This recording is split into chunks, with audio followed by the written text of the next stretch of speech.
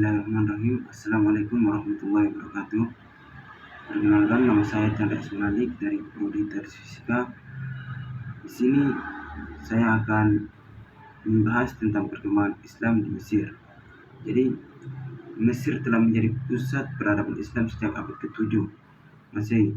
Perjalanan Islam di Mesir penuh dengan dinamika, mulai dari awal penaklukan hingga di era modern.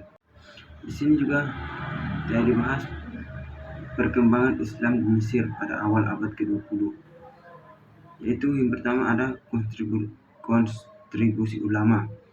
Tokoh-tokoh yang berpengaruh seperti Muhammad Abdu dan Rashid Rida mencetuskan pemikiran reformis yang mendorong pembaruan dan adaptasi Islam dengan konteks modern.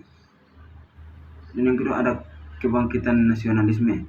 Pergerakan nasionalisme di Mesir pada awal abad ke-20 juga memengaruhi perkembangan Islam dengan beberapa kelompok yang menggabungkan identitas Islam dengan nasionalisme. Yang berikutnya itu ada pengaruh Muhammad Abduh dalam pembaruan Islam di Mesir. Yang pertama, beliau adalah tafsir Al-Quran.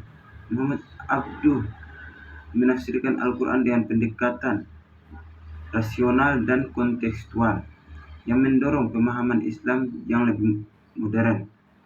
Yang kedua itu dia adalah pendidikan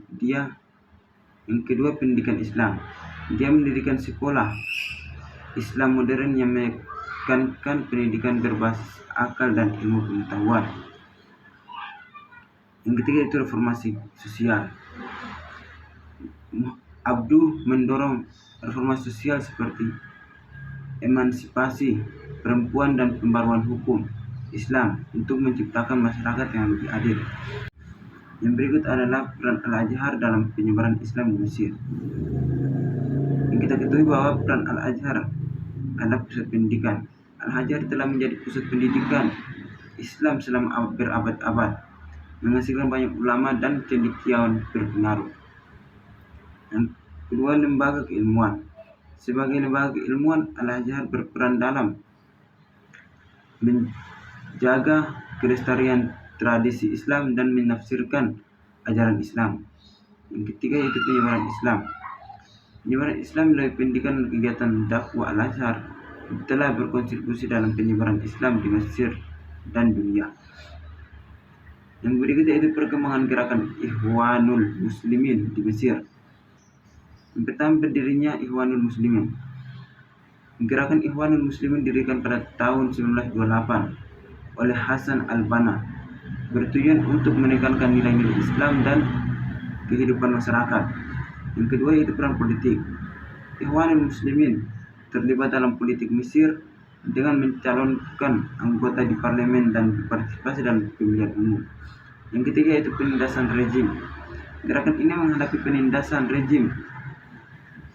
dari rejim yang berkuasa dan dengan beberapa anggotanya dipenjara atau dibunuh. Yang berikutnya yaitu penindasan rejim Mubarak terhadap gerakan Islam Mesir. Yang pertama itu pembatasan kebebasan. Rejim Mubarak membatasi kebebasan beragama dan organisasi, menekankan kelompok-kelompok Islam yang dianggap sebagai ancaman. Yang berikutnya yaitu penangkapan dan dipenjara. Para aktivis Islam ditangkap dan dipenjara tanpa proses hukum yang adil, menimbulkan ketegangan dan protes di masyarakat. Yang ketiga yaitu yang berikutnya yaitu pemukaman kritik. Rejim Mubarak membukamkan kritik terhadap pemerintahan, melarang kelompok-kelompok Islam untuk menyuarakan aspirasi mereka. Yang berikutnya itu dampak revolusi Mesir 2011 terhadap perkembangan Islam. Pertama, kebebasan beragama.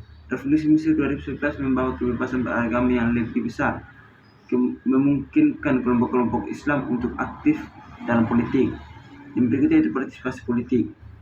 Gerakan Islam seperti Ikhwanul Muslimin memperoleh pengaruh-pengaruh signifikan dalam politik Mesir setelah revolusi. Yang berikutnya reformasi hukum.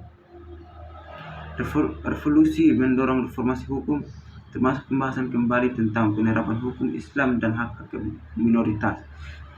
Yang berikut ada tantangan dan prospek Islam di Mesir pasca Revolusi 11. Revolusi 2011. Yang pertama itu ekstremisme. Menangani ancaman ekstremisme dan terorisme yang dapat mengancam stabilitas dan keamanan di Mesir. Berikut pembaruan Islam, mendorong pembaruan Islam dan relevan dengan konteks zaman dan menjawab tantangan modernitas. Yang berikut yaitu dialog antar agama, membangun dialog yang konstruktif antara kelompok agama di Mesir untuk mewujudkan masyarakat yang toleran. Baik, mungkin itu saja sedikit pembahasan dari saya. Sekian, assalamualaikum warahmatullahi wabarakatuh.